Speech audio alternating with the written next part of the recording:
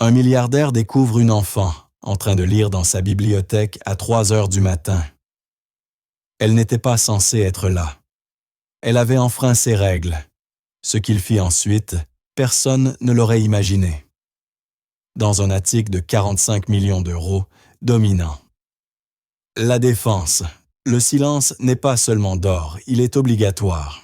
Là, Henri Delaunay, magnat de l'immobilier parisien, règne sur un empire fondé sur une seule conviction: il y a ceux qui possèdent et ceux qui sont possédés. Il fait partie des premiers. Mais à 3 heures du matin, son contrôle absolu est brisé par un son ténu. Un déclic. Il vient de sa bibliothèque privée, une pièce où personne ne devrait se trouver. Il s'attend à surprendre un intrus. Ce qu'il découvre, c'est la fille de la femme de ménage de nuit, cachée dans l'obscurité, plongée dans un ouvrage complexe qu'il est incapable de comprendre.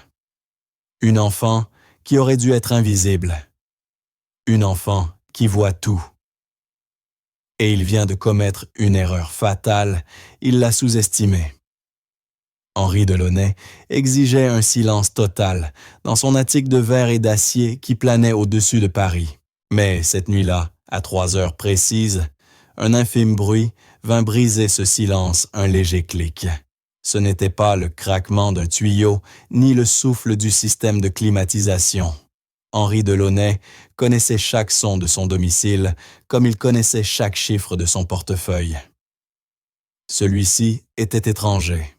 Il revenait d'un dîner tardif, célébrant une opération financière qui ajouterait 100 millions d'euros à son nom. À 58 ans, il avait bâti un empire à partir de rien. Du moins, c'est ce qu'il racontait aux magazines. Il croyait que le monde se divisait en 2 catégories, ceux qui prennent et ceux qu'on prend. Il faisait partie des premiers. Son costume sur mesure valait plus que le salaire annuel de la plupart des gens. Ses chaussures italiennes, faites à la main, ne produisaient aucun bruit sur le marbre importé. Il traversa son ascenseur privé et se dirigea vers la grande bibliothèque. L'appartement était plongé dans l'obscurité, hormis la lueur bleutée de la ville étendue en contrebas. Un autre clic. Cela venait bien de la bibliothèque. Ses yeux se plissèrent. Il payait une fortune pour la meilleure sécurité. Personne ne devait être ici. Son personnel chef assistants intendants quittait toujours les lieux avant 22 heures. La seule personne autorisée à rester plus tard était la femme de ménage de nuit, une femme dont il n'avait jamais jugé utile d'apprendre le nom. Il entra dans la bibliothèque. La pièce était vaste, bordée de milliers de livres qu'il n'avait jamais lus. Ils étaient là pour l'apparence. Et là, dans un coin éloigné, il la vit une petite lumière tremblotante comme une luciole. Elle se cachait derrière le grand globe qu'il gardait près de la fenêtre. Henri s'approcha sans bruit, l'irritation montant en lui. La femme de ménage volait-elle? Il contourna le globe, sa voix sèche, fendant l'obscurité. « Que faites-vous ici, bon Dieu ?» La lumière s'éteignit aussitôt. Un instant, il n'y eut que le bruit d'une respiration. Puis une voix parla. « Je suis désolé, monsieur. Je ne vous ai pas entendu entrer. » C'était une petite voix, une voix d'enfant. Henri actionna l'interrupteur principal. La pièce fut inondée d'une lumière crue. Elle était assise par terre, blottie entre le globe et une étagère. Minuscule, 9 ou 10 ans tout au plus. Ses cheveux blonds pâles étaient tirés en une tresse simple. Elle portait des baskets usées et un sweat à capuche délavé. Autour d'elle, pas de seau ni de chiffon, mais des livres épais lourds. Sur ses genoux reposait celui qu'elle lisait, à la lueur d'une petite lampe accrochée à son trousseau. Henri fixa la couverture. Son esprit d'ordinaire, si prompt à manier chiffres et contrats, eut du mal à comprendre ce qu'il voyait. Les principes de la mécanique quantique. « Où est ta mère ?» demanda-t-il d'un ton dur. La fillette ne sia pas. Elle leva vers lui des yeux d'un bleu profond, d'un calme déroutant, sans peur, seulement une évaluation tranquille. Elle est dans la cuisine, monsieur, répondit-elle d'une voix égale. Elle polit l'argenterie. Elle a dit qu'elle aurait fini dans 1 heure. Je ne la paie pas pour faire du babysitting, tranchait Henri. Il désigna le livre sur ses genoux. Et je ne tolère pas que des enfants jouent dans ma bibliothèque. C'est une plaisanterie. Qu'est-ce que tu fais avec ça? La fillette baissa les yeux vers le volume, puis releva calmement la tête. Je le lis, monsieur. Henri laissa échapper un rire bref et glacé. Le lire. Bien sûr. Et j'imagine que tu le comprends aussi. La mécanique quantique. Le visage de la fillette demeura impassible. La plupart, monsieur. J'ai du mal avec l'interprétation de Copenhague. Le principe d'incertitude de Heisenberg est clair, mais la complémentarité de Bohr me paraît incomplète. Henri Delaunay se figea entièrement. Il passa de son visage au livre. Lui-même possédait un diplôme de physique de l'Université de Paris-Saclay. Il avait péniblement obtenu la moyenne. Il n'en gardait que des migraines. Et là, devant lui, une gamine en sweat élimée parlait de Niels Bohr comme d'un personnage de dessin animé. « Qui es-tu » demanda-t-il, la voix devenue un murmure dangereux. « Je m'appelle Abigail Grandin, monsieur. Ma mère est Émilie Grandin. Va la chercher, ordonna Henri. Maintenant. » Abigail glissa soigneusement un marque-page. Une simple feuille pliée dans l'épais manuel se leva avec lenteur et ramassa les autres ouvrages qu'elle avait tirés des rayons. Une histoire de l'Empire romain, un manuel de calcul supérieur. Puis elle quitta la pièce, laissant Henri seul sous la lumière blanche. Une étrange froideur lui serra la poitrine. Il ramassa le livre qu'elle avait laissé, le rouvrit à la page marquée des équations, partout incompréhensibles. Des pas précipités retentirent. Une femme entra en courant les mains jointes dans un geste d'angoisse. Elle portait l'uniforme gris simple de la société de nettoyage Propre Paris Service. C'était Émilie Grandin. Elle était pâle, les yeux écarquillés de terreur. « Monsieur Delaunay, je vous en prie, je suis tellement désolé. » Elle n'aurait jamais dû quitter la cuisine du personnel, je vous le promets. Émilie, la quarantaine, avait les mêmes cheveux blonds que sa fille, striés de gris et tirés en un chignon fatigué. Elle travaillait ici depuis 6 mois, efficace, discrète, invisible, jusqu'à cette nuit. Elle était ici, dit Henri, d'un ton plat, en train de lire mes livres. En somme, de voler. « Non, monsieur, pas voler !» s'écria Émilie, en avançant d'un pas les mains serrées. Elle aime simplement lire. Elle est très intelligente, balbutia Émilie. Elle ne volerait jamais rien, je vous le jure sur ma vie. Elle devait venir avec moi ce soir. Monsieur Delaunay, supplia-t-elle la voix brisée.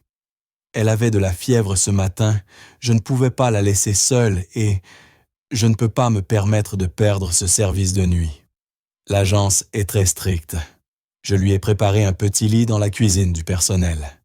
Je lui ai dit de dormir. J'ai détourné le regard 1 minute, juste 1 minute. Henri observa la femme. Il vit la faiblesse, il vit la détresse. Il méprisait les deux. « Vous avez amené un enfant malade dans mon appartement. »« Elle va bien maintenant, monsieur. La fièvre est tombée. Elle est simplement calme. Elle lit, c'est tout. S'il vous plaît, monsieur Delaunay, cela ne se reproduira plus jamais. » Abigail était réapparue dans l'embrasure de la porte. Elle restait silencieuse, observant sa mère qui implorait. Son visage était un masque de calme glacial, sans émotion. « En effet, cela ne se reproduira pas, » dit Henri. Il dépassa la mère du regard et s'adressa à l'enfant. « Toi, dit-il, d'une voix tranchante, tu te crois maligne, n'est-ce pas? À lire de gros livres, à faire semblant d'être adulte. » Abigail ne répondit pas. « Laisse-moi t'apprendre une leçon petite, » poursuivit Henri en s'approchant. Il sentit son pouvoir lui revenir comme une chaleur qu'il aimait. Peu importe combien de livres tu lis, peu importe ce que tu crois savoir. Dans ce monde, il y a ceux qui sont nés pour diriger et ceux qui sont nés pour servir. Les gens comme toi servent. Vous nettoyez les toilettes. Vous faites briller l'argenterie. Vous ne lisez pas de la physique quantique dans ma bibliothèque. » Émilie Grandin étouffa un cri, sa main se portant à sa bouche. « Monsieur, je vous en prie, c'est une enfant. »« Une enfant qui doit apprendre sa place, » répondit Henri, la voix glaciale, tout comme sa mère. Quelque chose changea dans le regard d'Émilie. Sa peur se dissipa, remplacée par une étincelle d'acier. « Ma place, monsieur Delaunay. Ma place, c'est de travailler honnêtement la nuit. C'est d'élever ma fille pour qu'elle soit meilleure que moi. Mon père s'est battu pour ce pays. C'était un homme droit.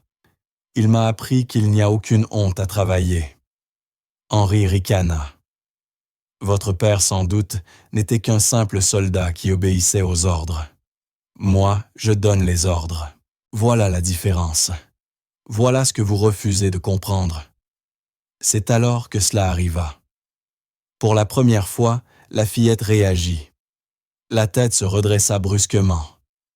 Ses yeux bleus, désormais durs, fixèrent Henri Delaunay. Ce n'était pas un regard de colère enfantine. C'était un regard de glace pure, une lucidité soudaine et terrible. Henri sentit un frisson lui parcourir la poitrine. Durant une fraction de seconde, il eut la sensation d'être lui-même observé disséqué. « Abine », murmura Émilie en lui saisissant le bras. « Allons-y. Vous êtes congédié », déclara Henri. « Bien sûr », répondit-il à lui-même en leur tournant le dos. Il fit un geste de la main, comme pour chasser une poussière. « Je veux que vous soyez hors de cet immeuble dans 5 minutes. J'avertirai l'agence. Vous n'entrerez plus jamais dans aucune de mes propriétés. » « Monsieur, je vous en supplie, j'ai besoin de ce travail, » sanglota Émilie. « 5 minutes, » répéta Henri, tout en se dirigeant vers son bar pour se verser un verre de cognac. Il entendit la mère commencer à pleurer, un sanglot étouffé résigné. Il entendit ses pas précipités et ceux plus lents de sa fille. « Viens, ma chérie, il faut qu'on prenne nos affaires, » dit Émilie d'une voix brisée. Henri écouta leurs pas s'éloigner. Ceux de la mère pressés et tremblants, ceux de la fille lents et mesurés. Arrivée au seuil, Abigaël s'arrêta. Elle se retourna. Henri Delaunay, debout devant la baie vitrée, contemplait Paris, étincelant un verre de cognac hors de prix à la main. Elle ne dit rien, mais son esprit travaillait. Elle n'était pas seulement une enfant passionnée de physique. Abigaël Grandin possédait un don, ce que sa mère appelait son petit truc de mémoire. Les médecins parlaient de mémoire eidétique. Elle appelait cela la bibliothèque dans sa tête. Elle ne pouvait rien oublier de ce qu'elle voyait ou entendait. Depuis 6 mois, tandis qu'elle attendait la fin du service de sa mère, elle observait. Elle patientait souvent dans la cuisine du personnel, mais parfois sa mère la laissait s'asseoir dans le bureau pendant qu'elle passait l'aspirateur. Abigaël avait vu les papiers sur le bureau d'Henri. Elle avait aperçu les schémas dessinés sur les tableaux blancs. Elle avait entendu sur le haut-parleur du téléphone ces conversations furieuses à propos de modifications de zonage et de rachats à effet de levier. Pour elle, tout cela n'était que des formes, des chiffres, des énigmes. Mais ce soir, cet homme qui possédait ces chiffres avait insulté sa mère. Et pire encore, il avait insulté son grand-père. Michel Grandin n'était pas un simple soldat. C'était un ancien capitaine, décoré de l'armée française, l'homme le plus bon et le plus fort qu'Abigaël eût jamais connu. C'est lui qui lui avait appris à lire. C'est lui qui lui avait dit que son esprit était un don, pas un fardeau. En se tenant dans l'embrasure de la porte, Abigaël jeta un œil vers le bureau de l'autre côté du couloir. Sur la table, un dossier ouvert, elle distingua le nom Delaunay Capital et à côté, une liste de sociétés qu'elle ne connaissait pas. Apex Finance Clairefonds, Investissement Fondation Lumière. Clic. Une image gravée dans sa tête. Elle tourna les yeux vers le tableau blanc du bureau que Delaunay n'avait pas effacé, un réseau de flux d'argent reliant des boîtes par des flèches. Clic. Elle se souvint du coup de téléphone de la semaine précédente, quand Delaunay avait ri et dit « Le conseiller Dubois est encore plus gourmand que je ne le pensais. Doubler les honoraires de conseil et le projet Rive-Gauche sera à nous. » Clic. Abigail Grandin se détourna et s'éloigna. Elle n'était plus seulement une enfant qui comprenait la physique quantique. Elle était désormais une enfant qui comprenait Henri Delaunay. Et il venait de commettre la plus grande erreur de sa vie. Henri Delaunay regarda les portes de l'ascenseur se refermer. Il entendit au-delà du métal poli les sanglots étouffés d'Émilie Grandin. « Incompétence », maugréa-t-il. Il but une longue gorgée de cognac. Le liquide d'ordinaire apaisant lui brûla la gorge sans calmer sa nervosité. Il retourna dans la bibliothèque. Le fauteuil où la petite blonde s'était assise était vide. Au sol, le livre abandonné, les principes de la mécanique quantique. Il le poussa du bout de sa chaussure italienne.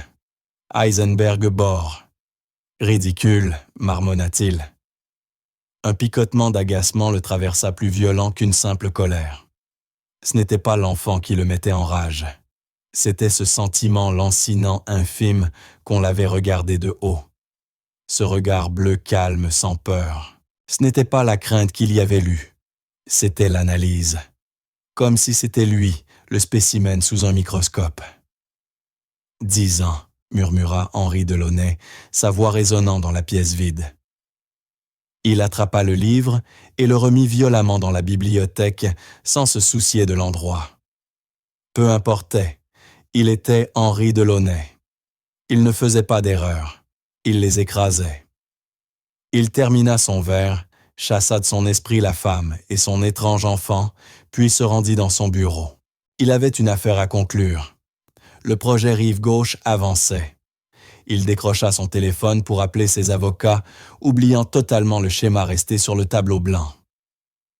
Dans l'ascenseur, au moment où les portes d'acier poli se refermèrent, les jambes d'Émilie Grandin flanchèrent.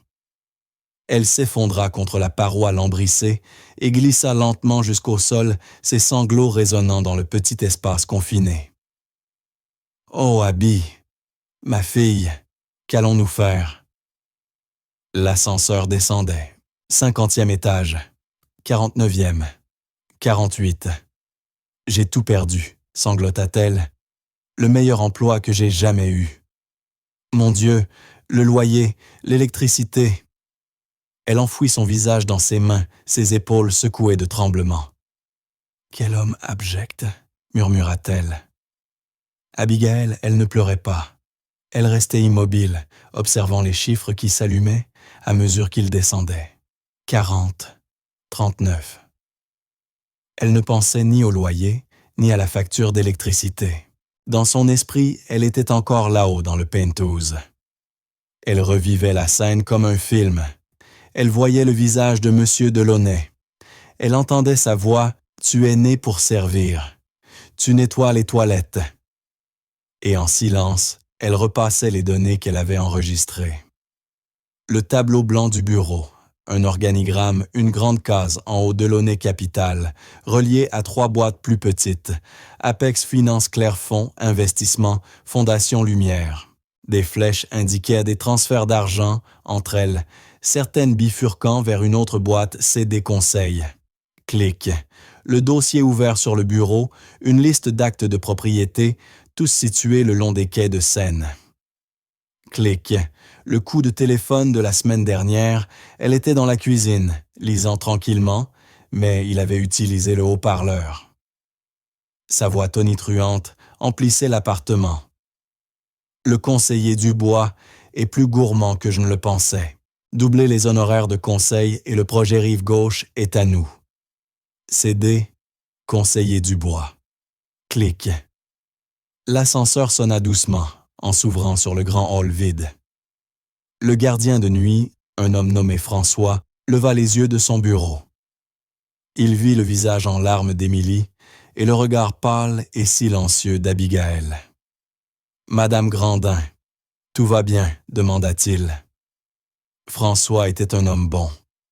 Il offrait toujours un bonbon à Abigaël quand elle arrivait avec sa mère. « J'ai été renvoyée » murmura Émilie en resserrant sa veste fine. Le visage de François s'assombrit. Il savait ce qu'un renvoi nocturne de M. Delaunay signifiait. « Oh, Émilie, je suis vraiment désolé. Il est 3h30 du matin. Comment allez-vous rentrer? »« Le bus, » répondit-elle en essuyant ses yeux. « On va se débrouiller. »« Le dernier noctilien ne passe pas avant 1h, » fit François en jetant un œil à l'horloge. « Tenez, prenez ça. » Il sortit un billet de 10 € de son portefeuille. « Prenez un taxi, je vous en prie. »« Oh, François, je ne peux pas accepter. »« C'est pour la petite, » insista-t-il en lui glissant le billet dans la main. « Il fait froid cette nuit. » Émilie éclata de nouveau en sanglots. « Merci, François. Que Dieu vous bénisse. » Abigaël leva les yeux vers lui. « Merci, Monsieur François, » dit-elle d'une voix calme. Ses mots étaient plats, mais ses yeux, eux, ne l'étaient pas. Elle soutint son regard, et intérieurement, elle appuya sur l'interrupteur invisible de sa mémoire. Clic. Elles poussèrent les lourdes portes vitrées. L'air extérieur était humide et glacé. La ville dormait. Derrière elle, la tour de Launay s'élevait monolithe de verre sombre. Elles ne prirent pas de taxi. 10 €, c'était du pain et du lait.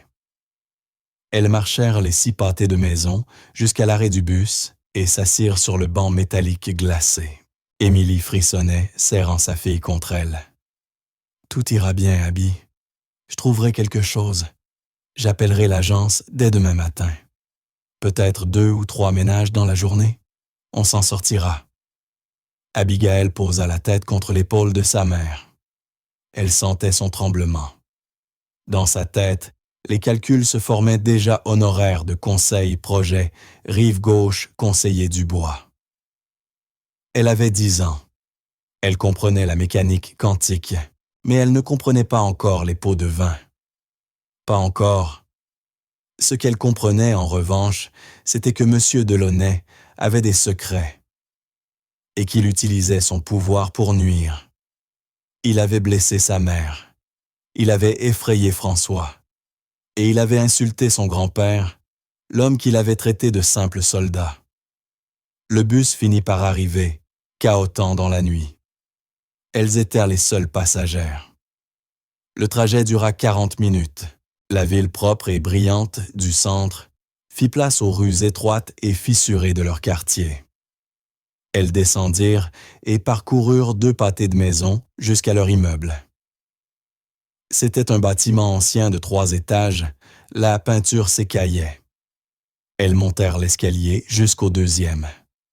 La main d'Émilie tremblait en insérant la clé dans la serrure.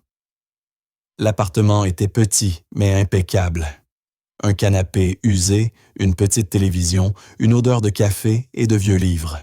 Une lumière était restée allumée dans la cuisine. « Émilie Abby, c'est vous ?» Une voix d'homme chaude, mais fatiguée. Un vieil homme sortit de la cuisine, grand, mais appuyé sur une canne en bois. Il portait un pyjama simple et une robe de chambre bleu passé. C'était Michel Grandin, 72 ans. Les cheveux d'un blond neigeux, les yeux du même bleu perçant que ceux de sa petite fille.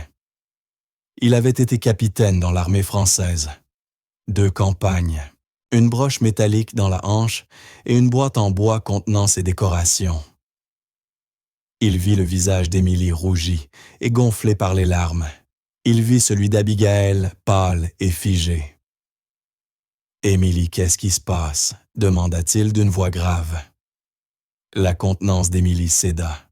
Elle tomba dans les bras de son père, ses mots jaillissant entre les sanglots et les murmures. « Il l'a trouvé, papa, dans la bibliothèque. Il a dit des choses horribles. Il l'a traité de... Il m'a insulté et il m'a renvoyé. Il m'a renvoyé, papa. Je ne sais pas quoi faire. » Michel Grandin serra sa fille dans ses bras. Il leva les yeux par-dessus sa tête et vit Abigail debout dans l'embrasure qui les observait en silence. Son visage, habituellement si doux, se durcit non pas de colère, mais d'une tristesse froide et profonde. Il avait déjà croisé des hommes comme Henri Delaunay sur les champs de bataille, comme dans les bureaux des puissants. Ces hommes qui confondaient pouvoir et caractère. « Chut, Émilie, murmura-t-il doucement en lui caressant le dos. « Ça va aller. Nous sommes à la maison. Tu es en sécurité. » Il aida sa fille à s'asseoir sur le canapé. « Je vais te faire du thé. Abby va chercher une couverture pour ta mère, ma chérie. »« Oui, grand-père, » répondit Abigail. Elle s'éloigna dans le petit couloir. L'appartement comptait 2 chambres, celle de sa mère, celle de son grand-père. Elle dormait sur un petit lit de camp dans le salon séparé par un rideau. Son véritable refuge était un minuscule placard qu'elle avait transformé en coin lecture. Elle entra dans la chambre de sa mère et prit la lourde couette sur le lit. En revenant, elle passa devant sa propre cachette. Elle s'arrêta. Elle regarda sa mère effondrée en silence sur le canapé. Puis son grand-père, debout dans la cuisine, lui tournant le dos, les épaules raides. Il remplissait la bouilloire d'eau. Sa main libre, celle qui ne tenait pas la canne, était crispée en un poing fermé. Abigail ne retourna pas au salon. Elle se glissa derrière son rideau. Son espace contenait un petit bureau, une lampe de lecture et une étagère. Pas de jouets d'enfants, seulement des piles de livres, vieux romans, biographies, manuels de maths récupérés dans une brocante. Elle sortit un simple cahier à spirale d'écolière. Elle s'assit à son bureau, ouvrit à une page blanche et prit un crayon. Sa main était parfaitement stable. En haut de la page, elle écrivit « Henri Delaunay ». Puis, elle commença à dessiner. Le schéma du tableau blanc. Delaunay Capital, les 3 boîtes en dessous. Apex Finance, Clairefonds, Investissement, Fondation Lumière. Les flèches. La boîte sur le côté, c'est des conseils. En dessous, elle nota les mots qu'elle se rappelait. Conseiller Dubois. Projet Rive Gauche. Doubler les honoraires de conseil. Elle inscrivit le nom du dossier vu sur le bureau. Les dates. Les liens. Elle n'était plus une enfant. Elle était témoin. Elle remplit une page, puis une autre. La bibliothèque dans sa tête était en train de télécharger les données. Elle nota chaque détail qu'elle pouvait se rappeler des 6 derniers mois, les plaques d'immatriculation des voitures luxueuses, les noms criés au téléphone, les fragments de notes aperçus dans la corbeille avant que sa mère ne la vide. Tellement concentrée, elle n'entendit pas son grand-père approcher. Michel Grandin se tenait dans l'ouverture du rideau, appuyé sur sa canne. Il portait un petit verre de lait. Il s'arrêta. Son regard tomba sur le cahier. Il vit les schémas, les noms. Vétéran et ancien officier, il avait l'œil pour les structures. Il sut immédiatement ce qu'il voyait, ce n'était pas un dessin d'enfant, c'était une carte. « Abigail », dit-il d'une voix très calme. La fillette sursauta, posant instinctivement sa main sur la page. « Ce n'est que moi, ma chérie », murmura Michel. Il s'assit sur le bord de son petit lit. Le sommier grinça. Ses yeux bleus la scrutèrent. « Ta mère m'a dit ce qu'il a dit sur moi. » La lèvre inférieure d'Abigail trembla. Pour la première fois, on vit l'enfant. Il a dit « Tu étais un soldat obéissant. » Il a dit « Les gens comme nous servent. » Il a dit ça comme si nous étions de la poussière. « C'est un imbécile, » répondit Michel. « Abby, la valeur d'un homme ne se mesure pas à son compte en banque. » Elle est dans sa parole, dans son honneur. Cet homme n'a aucun honneur. Il désigna le cahier. « Et ça, ma fille, qu'est-ce que c'est ?» Abigail hésita. Seul son grand-père connaissait son don de mémoire. C'était lui qui l'avait aidé à le gérer, qui lui avait dit que c'était un don de Dieu. « Ce sont ses secrets, » Grand-père, murmura-t-elle, c'est un homme mauvais. Il a fait du mal à maman. Il a dit que toi, tu avais obéi aux ordres, mais c'est lui qui fait des choses mauvaises. Je crois que c'est un criminel. Michel regarda la page à nouveau. Il lut le nom conseiller Dubois. Son sang se glaça. Dubois, il connaissait ce nom. Tout Paris le connaissait. Un politicien qui votait toujours du côté des promoteurs pendant que les quartiers, comme le leur, tombaient en ruine. Et Projet Lumière, Michel s'en souvenait. Il en avait entendu parler aux informations, une soi-disant œuvre caritative, financée par Delaunay Capital pour construire une nouvelle aile d'hôpital. Il avait cru que c'était une bonne chose. Mais là, devant ses yeux, le projet était relié à Apex Finance et à CD Conseils. Il comprit, ce n'était pas une œuvre. C'était une machine à blanchir l'argent. Il leva les yeux vers sa petite fille de 10 ans. En une nuit, elle avait découvert ce que des journalistes d'investigation tentèrent de prouver depuis des années. « Abby », dit-il la voix lourde. Il posa sa grande main usée sur la sienne. « C'est très dangereux, tu comprends. »« C'est un tyran, » répondit Abigail d'une voix minuscule mais ferme. « Tu m'as appris à faire face au tyran. »« Oui, » admit Michel, « mais celui-là est d'un autre genre. C'est un homme qui peut détruire des vies sans lever la main. Regarde ta mère. Il vient de la briser. Je veux le briser, moi, dit Abigail. Michel la regarda surpris par la froide fureur dans sa voix. Il se vit en elle la même volonté de faire. La justice, Abby, ce n'est pas écraser les gens, répondit-il. C'est rétablir l'équilibre. C'est faire ce qui est juste. Il tapa doucement sur le cahier. Ça, ce n'est que de l'information. Pas encore des preuves. La mémoire d'une enfant ne suffira pas à abattre un homme comme lui. Alors, on trouvera les preuves, dit Abigail. Michel soupira. Il regarda autour de leur petit appartement usé, puis sa petite fille brillante, déterminée. Henri Delaunay avait fait une erreur terrible. Il n'avait pas seulement insulté une femme de ménage, ni un ancien capitaine. Il leur avait donné une raison de riposter. D'abord, dit Michel, en refermant doucement le cahier. Il faut survivre. Ta mère a besoin d'un travail. Il faut payer le loyer. On ne peut pas mener une guerre si on ne mange pas. Et ensuite, demanda Abigail. Michel regarda le cahier, ses yeux se plissant. Ensuite, on trouvera quelqu'un qui saura lire ta carte. Le lendemain matin, le petit appartement baignait dans l'odeur du vieux café et le murmure du journal télévisé. Émilie Grandin était déjà prête. Le visage lavé, les cheveux tirés, la blouse soigneusement repassée. « J'appellerai l'agence dès l'ouverture », dit-elle d'une voix chargée d'un faux espoir. « Madame Gabel m'apprécie, elle me trouvera un autre poste. Peut-être un service de jour. Comme ça, je serai là quand tu rentreras de l'école. Abby. » Assise à la table de la cuisine. Abigail ne leva pas les yeux de son cahier de mathématiques.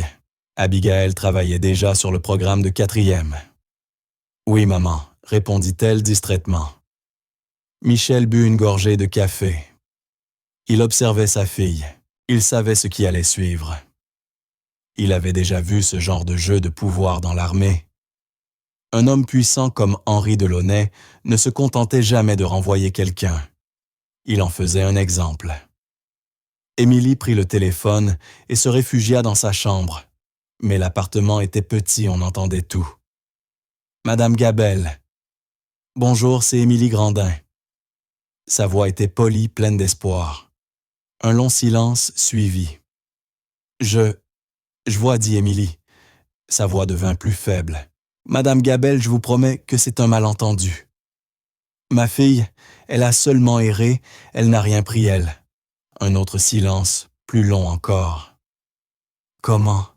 radié de la liste. Sa voix se brisa.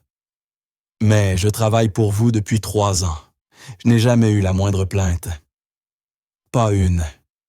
Michel ferma les yeux. Le crayon d'Abigaël s'immobilisa. À cause d'un seul client, chuchota Émilie. Elle pleurait maintenant. Mais Monsieur Delaunay, ce n'est pas juste. J'ai un enfant à nourrir, s'il vous plaît, Madame Gabelle. Ne faites pas ça. Le clic du combiné raccroché résonna comme un coup de feu dans le petit appartement. Émilie sortit de la chambre, le visage livide. Ses yeux grands ouverts exprimaient une terreur au-delà des larmes. « Il ne m'a pas seulement renvoyé, » murmura-t-elle. « Il m'a rayé. » Sa voix tremblait. « L'agence a résilié mon contrat. Plainte grave d'un client. Manquement à la confiance. Il m'a détruite, papa. » Elle s'assit lourdement à la table, les mains à plat sur le bois. « Il m'a détruite. » Non, dit Michel, d'une voix ferme. Il posa une main sur son épaule. « Il n'est qu'un homme, dans une seule ville. Toi, tu es travailleuse. Honnête. Tu retrouveras quelque chose. »« Quoi » cria Émilie. « Qu'est-ce que je vais trouver ?»« Partout, on demande des références. » L'agence était ma seule référence, depuis 3 ans. Il m'a coupé les jambes. Pourquoi? Parce que sa précieuse bibliothèque a été dérangée par une fillette. Abigaël regardait sa mère. Elle voyait la peur nue tremblante. Ce n'était pas comme dans les livres. Dans les livres, les héros n'avaient jamais peur du loyer ni de la facture d'électricité. C'est cela, comprit-elle, que M. Delaunay avait fait. Il n'avait pas seulement usé de mots cruels. Il avait utilisé son pouvoir comme un marteau pour écraser la vie de sa mère. Abigaël referma doucement son cahier de mathématiques. Elle sortit le carnet à spirale de la veille, celui avec les schémas. Elle leva les yeux vers son grand-père. Michel croisa son regard. Il hocha lentement la tête. « Émilie, dit-il, tu sors, tu frappes à toutes les portes, tu postules partout, café, hôtel, supermarché. Tu tiens la tête haute, tu es une grande. On ne plie pas. » Émilie regarda son père. Elle vit l'acier dans ses yeux. Elle inspira profondément tremblante, puis acquiesça. « D'accord. D'accord, je vais le faire. » Elle prit son sac et sortit. Dès que la porte se referma, Michel se tourna vers Abigaël.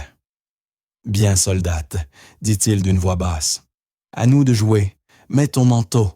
On va à la bibliothèque. » La bibliothèque François Mitterrand se trouvait à 10 pâtés de maison.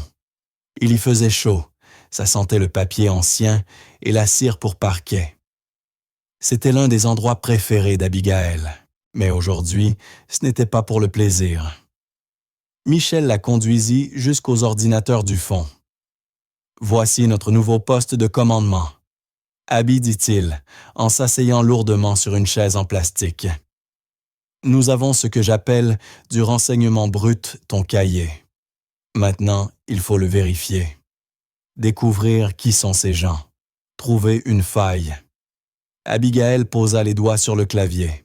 Ses mains volèrent plus rapides que celles des bibliothécaires. « Commence par les noms que tu as notés, » dit Michel à voix basse. « Conseiller Dubois et Delaunay Capital. Recherche-les ensemble. » Abigaël tapa. L'écran se remplit d'articles. Des photos d'Henri Delaunay serrant la main d'un homme au sourire mielleux, le conseiller Dubois. Ils étaient côte à côte, lors d'une conférence de presse, annonçant le grand projet de revitalisation des quais de Seine. « Monsieur Delaunay est un pilier de notre communauté, » disait Dubois. « Sa générosité est sans égale. »« Maintenant cherche projet Lumière, » dit Michel. Abigaël obéit. Les résultats étaient moins nombreux. Un petit site décrivait le projet Lumière comme une fondation caritative destinée à financer une nouvelle aile pour enfants à l'hôpital Necker. Entièrement financée par le don anonyme d'un bienfaiteur parisien. Anonyme, ricana Michel. Un homme comme Delaunay ne fait jamais rien anonymement. Il veut son nom sur le bâtiment, sauf quand il ne veut pas qu'on sache d'où vient l'argent. Va plus loin, Abby. Qui siège au conseil d'administration? Abigail cliqua sur à propos. Elle trouva une courte liste, un président, une secrétaire, un trésorier. Bien. Maintenant, ouvre une nouvelle fenêtre. Recherche les autres sociétés. Apex Finance et Clairefonds Investissement. Elle tapa Apex Finance. Un site minimaliste apparut Société financière parisienne. Elle ouvrit la page Notre équipe. Elle lut les noms et se figea. Qu'est-ce qu'il y a? Abby demanda Michel. Grand-père, murmura-t-elle. Le directeur général d'Apex Finance, c'est Robert Chauvet. C'est le même nom que le trésorier du projet Lumière. Les yeux de Michel s'illuminèrent d'un feu froid. On le tient, souffla-t-il. Voilà le pont. Voilà comment il fait circuler l'argent. Delaunay verse le pot de vin au conseiller Dubois. Dubois, par un canal caritatif, le redirige vers le projet Lumière. La fondation paie ensuite Apex Finance, la société de Delaunay, pour de prétendus honoraires de gestion. Il lave l'argent. Il rend le sale propre. Abigail fixa l'écran. Il vole. Pire que ça, dit Michel. Il vole la ville. Il utilise un hôpital pour enfants comme couverture. Voilà l'homme qui a traité ta mère de servante. Le visage d'Abigail se durcit. Nous avons le comment, grand-père, dit-elle, reprenant ses mots de la veille. Mais pas la preuve. Ça ne paraît que suspect. Tu as raison, répondit Michel. Il fixait l'écran, le regard stratégique. Il se retrouvait sur le champ de bataille, cherchant une brèche. Nous sommes deux civils, Abby, sans pouvoir, avec la mémoire d'une enfant et un ordinateur public.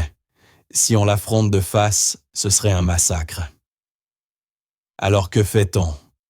On trouve un insurgé, répondit Michel. Quelqu'un qui possède déjà des armes, mais plus de munitions. Il nous faut un journaliste. Quelqu'un qui est déjà Delaunay. Quelqu'un qui l'a déjà blessé. Abigail se tourna vers le clavier. Elle savait quoi chercher. Elle tapa Henri Delaunay, procès journaliste. L'écran se remplit de liens. Delaunay visiblement aimait poursuivre les journalistes. Mais un nom revenait sans cesse, David Chou, ancienne star du journal Le Clairon. Il avait publié 3 ans plus tôt une série d'articles explosifs accusant Henri Delaunay d'utiliser des sociétés écrans et des pots de vin politiques pour obtenir un énorme projet immobilier dans le centre de Paris. « C'est lui », dit Michel, la voix soudain vive. Abigail ouvrit les liens. Les premiers articles étaient incendiaires. Accusations précises, sources anonymes, documents fuites. Puis plus rien. Le dernier article, daté de 2 ans et demi, n'était qu'un court encadré « Rectification ». Le Clairon présente ses excuses à M. Henri Delaunay pour les informations non vérifiées publiées sous la plume de David Chou. M. Chou n'est plus employé du journal. Il l'a écrasé, dit Abigail. Comme il veut écraser ta mère, répondit Michel. Delaunay l'a poursuivi, ruiné, détruit sa carrière. Il en a fait un exemple. Michel fixa le nom à l'écran. C'est notre homme, dit-il enfin. Un homme qui n'a plus rien à perdre. Un homme qui veut la vérité autant que nous voulons la justice. Comment on le trouve? Demanda Abigail. Michel esquissa un sourire sans joie. Un bon journaliste ne disparaît jamais vraiment. Il se cache, il écoute. Il attend son moment. Ils passèrent encore 1 heure à chercher. Ils l'avaient trouvé. David Chou n'était plus au Clairon. Il n'était plus dans aucun journal. Il tenait un petit blog indépendant. Le site paraissait vieux du texte brut, pas d'image des billets sur les réunions du conseil municipal, les permis de construire les budgets publics. Personne ne le lisait. Son siège social, une simple boîte postale. Mais tout en bas de la page, un lien « Contact » et un numéro de téléphone. Michel recopia le numéro sur un morceau de papier. Ce soir-là, l'appartement était plongé dans la pénombre, éclairé seulement par la veilleuse au-dessus de la cuisinière. Émilie était rentrée les pieds en feu, le visage vidé de toute expression. Elle avait distribué 12 CV, rempli 8 formulaires. Personne ne l'avait rappelée. Elle avala un petit bol de soupe et s'endormit sur le canapé encore vêtu. Michel était assis à la table de la cuisine. Le seul bruit venait du vieux réfrigérateur qui ronronnait. Il regardait le bout de papier avec le numéro. Il regarda Abigail assise en face de lui, son carnet ouvert. « Abigail, dit-il, à voix si basse qu'on l'entendait à peine. Tu dois comprendre ce qu'on s'apprête à faire. C'est le point de non-retour. Une fois que j'appelle, on entre dans la bataille. Ce sera dangereux. Cet homme Delaunay ne se contentera pas de nous virer. Il essaiera de nous détruire. Tous. Ta mère aussi. » Abigail leva les yeux vers sa mère endormie sur le canapé. Sur la table, un avis d'impayé pour l'électricité. « Il est déjà en train de nous détruire, grand-père, » dit-elle simplement. Michel la regarda. Son cœur se serra partagé entre la fierté et la peur. Elle était de son sang. Une soldate. « Tu as raison, » murmura-t-il. Il décrocha l'ancien téléphone de cuisine. Il prit une grande inspiration. Ses doigts durcis par les années composèrent lentement le numéro. Une sonnerie. 2, 3. Une voix d'homme répondit rauque, fatiguée, pleine de méfiance. « Oui, monsieur Chou. Qui demande? »« Je m'appelle Michel Grandin. Vous ne me connaissez pas, monsieur, mais je crois que nous avons un ennemi commun. » Silence au bout du fil. « Je ne suis plus journaliste vieux, monsieur. Je ne sais pas ce que vous vendez, mais je n'achète rien. »« Je ne vends rien, » répondit Michel, la voix aussi dure que l'acier. « Je vous offre quelque chose. Je vous offre l'homme qui a ruiné votre vie. » Un autre long silence. « Henri Delaunay, » dit Michel. Abigail observait son grand-père. Il s'était redressé. Il n'était plus un vieil homme appuyé sur sa canne, il ressemblait à un officier qui reprenait son rang. « Je vous écoute. » fit David Chou. Le silence redevint dense, chargé comme avant une explosion. « Monsieur Chou, » reprit Michel, « comment savoir que vous n'êtes pas l'un des siens? Que ce n'est pas un piège pour me poursuivre à nouveau?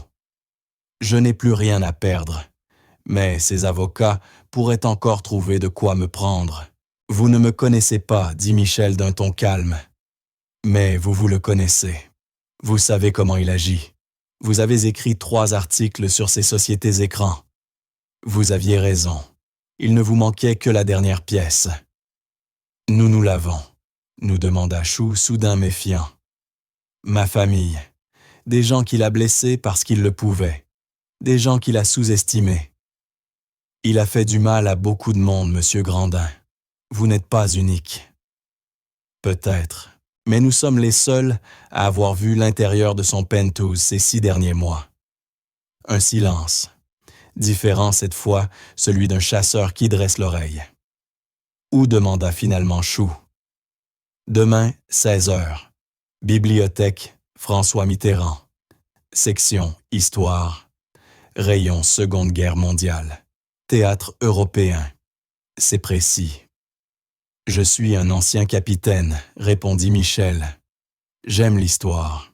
Je serai l'homme avec une canne, lisant. La bataille des Ardennes. Vous me reconnaîtrez.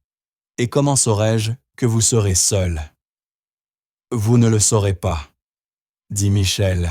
« Vous devrez simplement faire confiance au fait que l'homme qui a détruit votre vie mérite le risque. Nous resterons 20 minutes.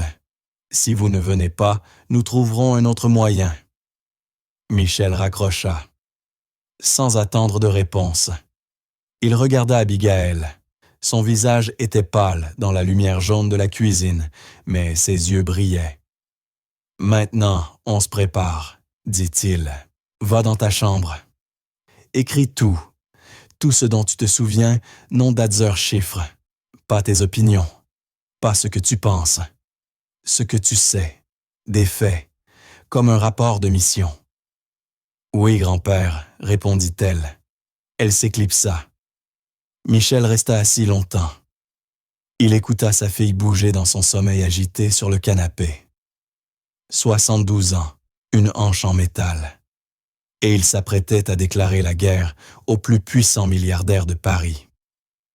Il était terrifié. Et pourtant, il ne s'était pas senti aussi vivant depuis 20 ans. Le lendemain, la bibliothèque était silencieuse. L'air sentait la poussière et le papier ancien. Michel Grandin était assis sur un banc de bois dans l'allée Seconde Guerre mondiale, théâtre européen. Un gros livre sur le siège de Bastogne ouvert sur ses genoux. Il ne le lisait pas.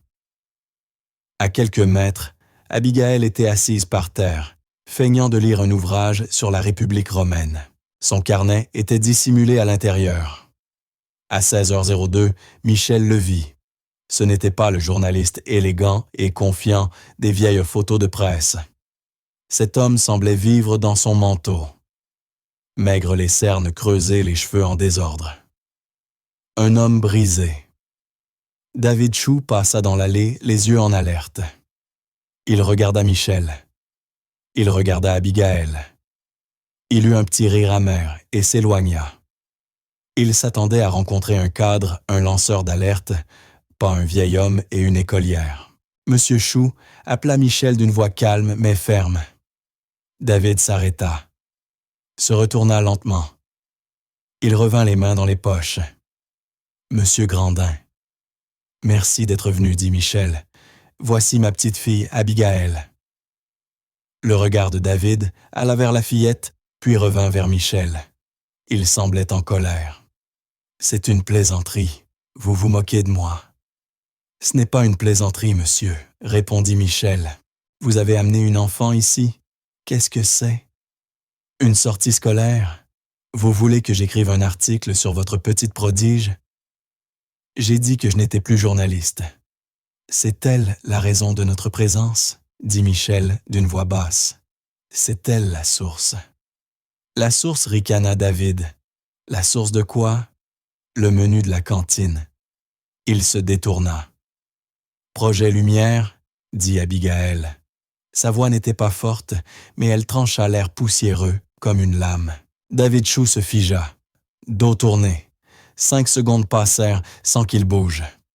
Puis il se retourna lentement. Il la fixa, le visage blême. « Qu'as-tu dit? » Abigaël se leva. Petite droite, immobile comme une adulte. « Le projet Lumière et la société Écran, » dit-elle, d'une voix claire monotone comme une récitation. Vous pensiez que c'était Aria Investissement dans vos articles, mais c'était une diversion. La vraie, c'est Lumière. C'est enregistré comme une association caritative, un organisme à but non lucratif. C'est par là qu'il blanchit l'argent. David fit un pas vers elle. Il ne riait plus. « Comment connais-tu ce nom? » « Je l'ai vu sur le tableau blanc de M. Delaunay, » répondit Abigaël.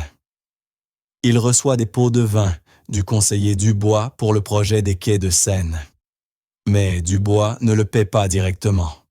L'argent du pot de vin est donné au projet Lumière. Ça ressemble à un don pour construire une aile pédiatrique à l'hôpital Necker. » David la regardait la bouche entr'ouverte.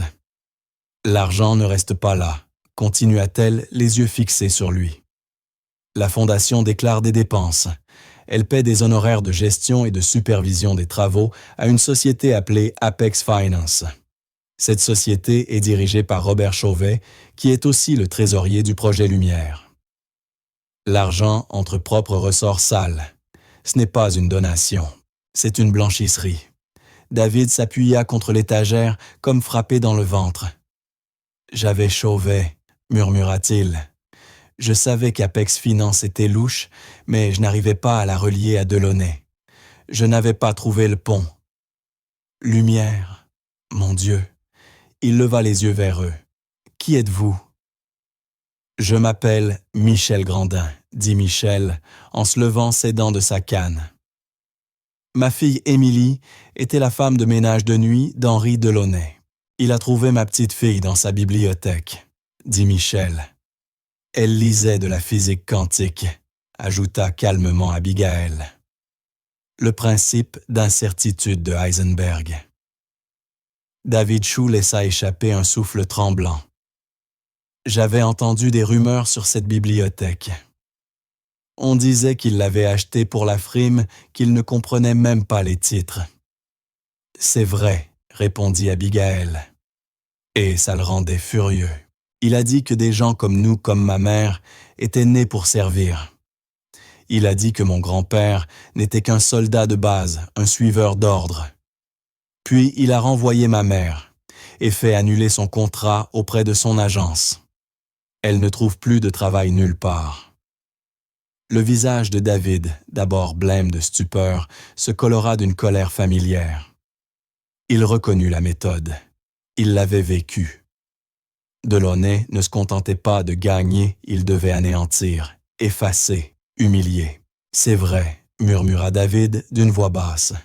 « Vous me dites que cette fillette de 10 ans a mémorisé tout cela. » Michel posa une main sur l'épaule d'Abigail.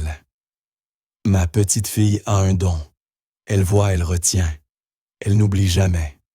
Elle a passé 6 mois dans ce penthouse. Elle a observé, écouté.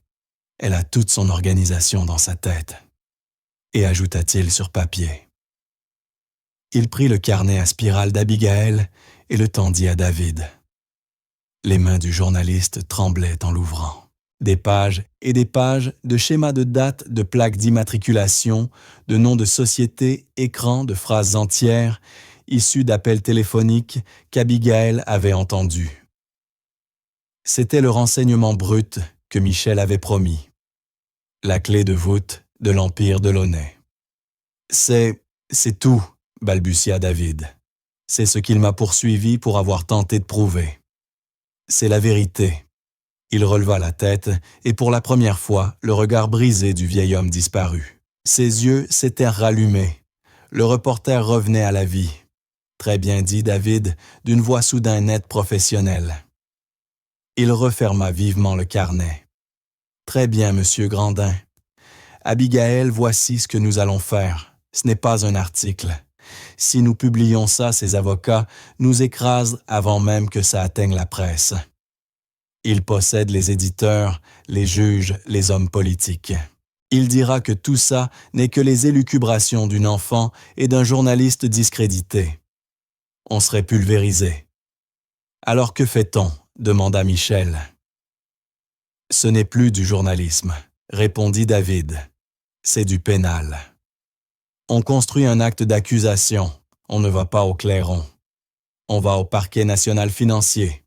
On parle de corruption publique, de fraude de blanchiment. Michel hocha la tête. Nous sommes entre vos mains, monsieur Chou. Appelez-moi David. Et nous ne sommes pas encore prêts. Il tapota le carnet. Ceci est notre carte. Elle est parfaite, mais ce n'est pas une preuve. Un tribunal ne condamnera pas sur la mémoire d'une enfant, même si elle est infaillible. Il nous faut un seul document, un virement, un mail, un relevé bancaire. Quelque chose de concret qui valide tout le reste. « Et comment on trouve ça ?» demanda Michel. David rouvrit le carnet et désigna un nom qu'Abigail avait encerclé plusieurs fois. « On vise le maillon faible, dit-il. Robert Chauvet. Le financier, le PDG d'Apex Finance et le trésorier du projet Lumière. Un homme comme Delaunay ne salit jamais ses propres mains. Il utilise des gens comme Chauvet. C'est lui qui commet la fraude. C'est lui qui ira en prison si tout sort. Et Delaunay le sacrifiera sans hésiter pour se sauver.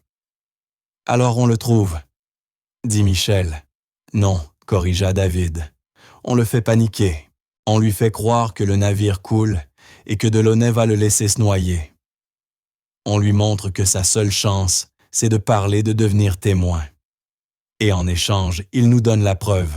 « Comment ?» demanda Abigail. David regarda l'ancien soldat et la fillette surdouée. C'était la plus étrange unité qu'il ait jamais commandée. « Je vais devoir creuser, dit-il. Je dois savoir où il vit, où il mange, où il boit. Trouvez sa faille. Vous deux, vous avez fait l'impossible. Vous avez forgé l'arme. Maintenant, laissez-moi viser. Restez discret. Ne vous approchez plus de cet immeuble, ni de personnes liées à Delaunay. Je vous recontacterai. Il prit le carnet. Je peux. Elle en a une copie, dit Michel. Elle en a recopié 2 autres hier soir. De mémoire, ajouta-t-il. David Chou la fixa stupéfait avant de rire d'un rire sec. Il s'est attaqué à la mauvaise famille. Oui, répondit Michel en serrant sa canne. Il l'a fait. Pendant 3 jours, l'appartement resta silencieux. Chaque matin, Émilie sortait avec un dossier de CV. Chaque soir, elle rentrait un peu plus voûtée, un peu plus pâle. Aucune réponse. Même les fast-foods hésitaient à embaucher une femme référencée par l'agence Delaunay. Michel et Abigail continuaient leur routine bibliothèque lectures-attentes. Mais l'inquiétude s'installait. Michel passait des heures au téléphone avec les anciens combattants, espérant un versement anticipé de sa modeste pension. Il comptait les boîtes de conserve. Leur temps s'épuisait. Leur nourriture aussi. La 4e nuit, le téléphone sonna. Presque 23 heures. Émilie dormait épuisée. Michel décrocha.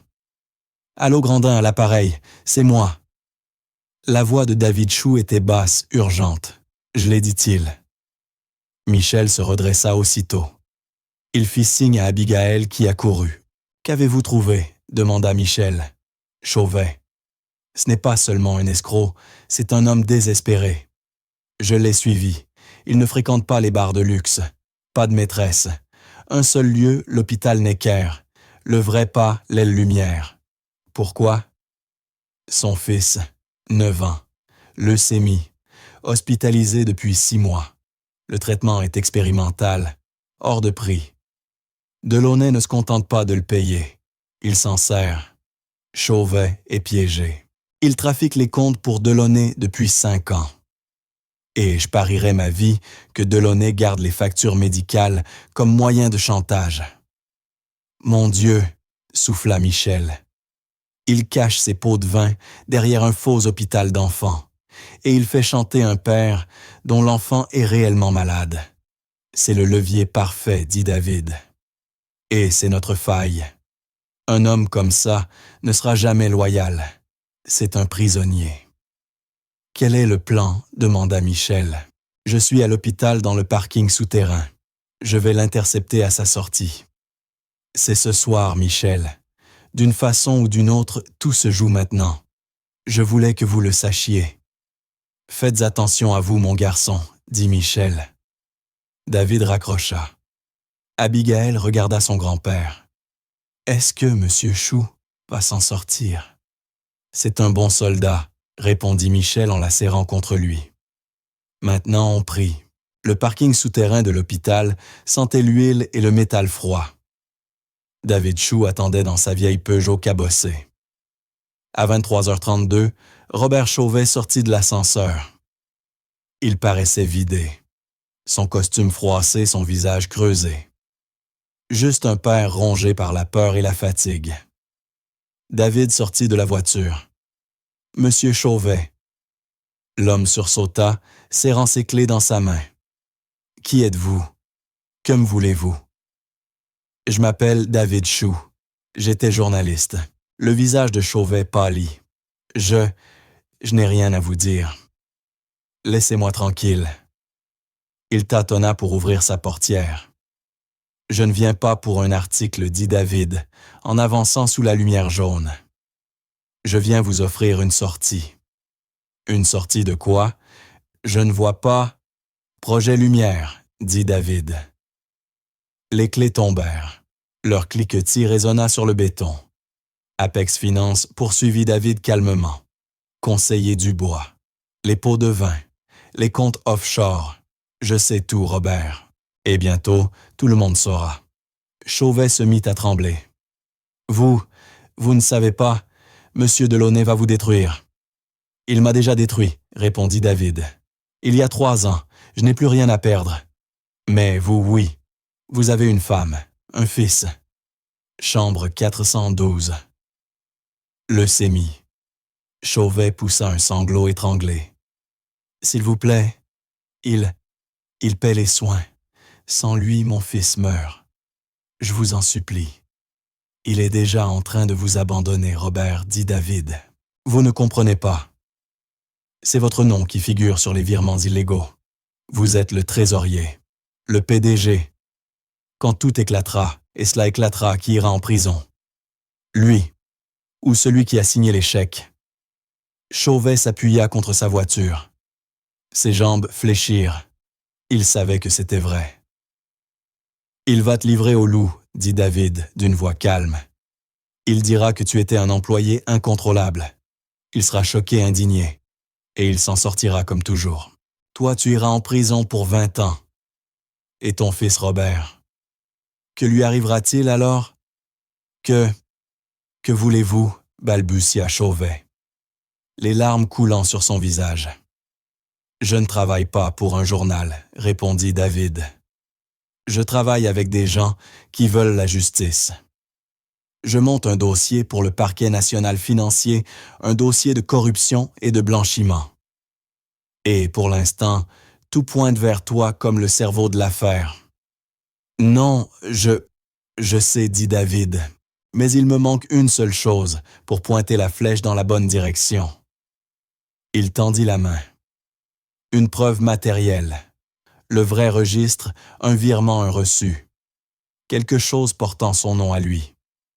Tu me donnes ça, Kezédia, et je t'offre une corde de secours. Tu deviens témoin. Tu obtiens l'immunité, la protection. Tu sauves ta famille. Et lui, il paie enfin. Chauvet fixa la main tendue. Il pleurait vidé à bout. Il m'a obligé à garder une deuxième comptabilité, chuchota-t-il. Pour les impôts, disait-il. Mais c'est le vrai registre. Il montre l'argent qui vient de Dubois et repart vers ses comptes offshore personnels. C'est sur une clé USB dans ma mallette. Donne-la-moi, Robert, dit David, et sois libre. Chauvet fouilla dans son attaché-case. Il en sortit une petite clé USB noire. Il la plaça dans la main de David. Tout est là, souffla-t-il. C'est un monstre. Je sais, répondit David. Il referma la main sur la clé. Rentre auprès de ton fils, monsieur Chauvet. Dors un peu. Un agent fédéral te contactera demain matin. David Chou s'éloigna la minuscule pièce de plastique lourde dans sa poche. Il l'avait. Il tenait Henri Delaunay. 2 semaines plus tard, Henri Delaunay se tenait sur la scène d'un grand salon de l'Hôtel de Ville. C'était le gala annuel de la Fondation de Paris. Des centaines de notables en smoking et en robe de soirée l'applaudissaient à tout rompre.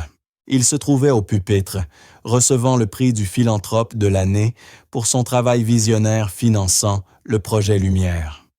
« Merci, merci », disait-il d'une voix onctueuse. « Nous avons un devoir, mes amis, un devoir de donner, de guider, et je suis fier de montrer l'exemple. » Les applaudissements étaient tonitruants. Au fond de la salle, 2 hommes en costume bleu sombre parlaient discrètement dans leurs micro-oreillettes. « Il est sur scène. On avance. » Les grandes portes du salon s'ouvrirent. Les 2 agents du PNF entrèrent suivis de 2 autres. Ils n'étaient pas en smoking. Ils marchaient droit vers la scène. Le silence tomba. Henri Delaunay cessa de sourire. Il fronça les sourcils. « Messieurs, puis-je vous aider? » L'agent principal monta les marches accompagné d'un 5e homme, David Chou. Le visage de Delaunay se figea. « Chou, qu'est-ce que c'est que cette comédie? Je vais vous faire expulser d'ici. Sécurité. » Henri Delaunay, dit l'agent d'une voix claire dans la salle muette. Vous êtes en état d'arrestation pour fraude financière, corruption publique et blanchiment d'argent. Un souffle parcourut la foule. C'est une farce, hurla Delaunay. Vous n'avez aucune preuve? Ce parasite forge des mensonges depuis des années.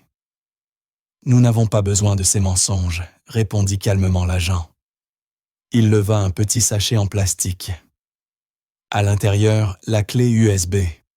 Nous avons votre registre. Nous avons vos comptes offshore.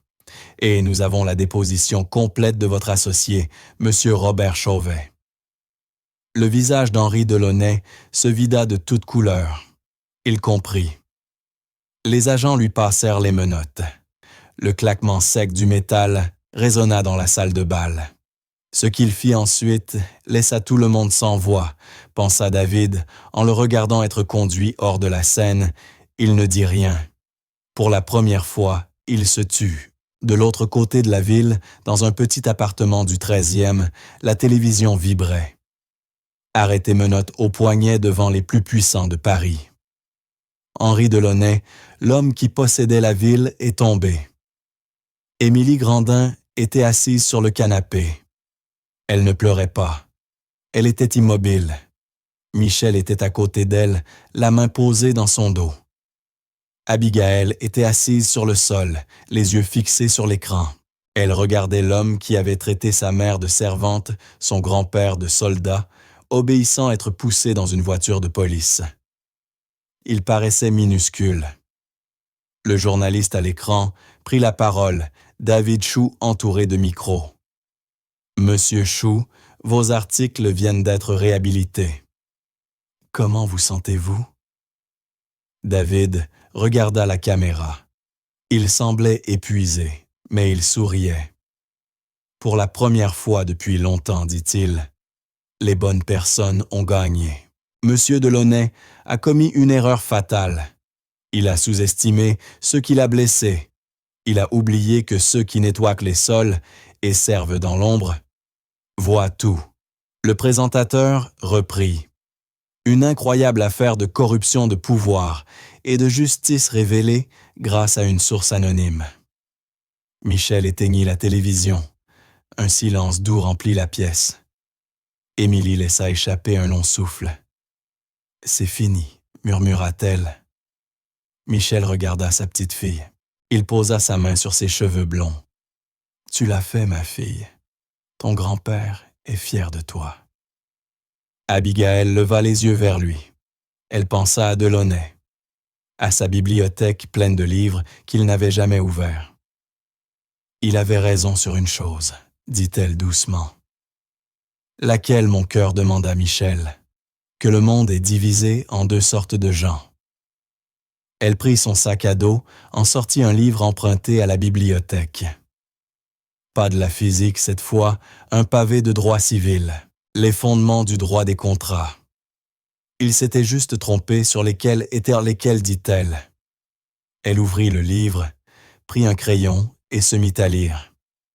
Et c'est ainsi que l'histoire se termine.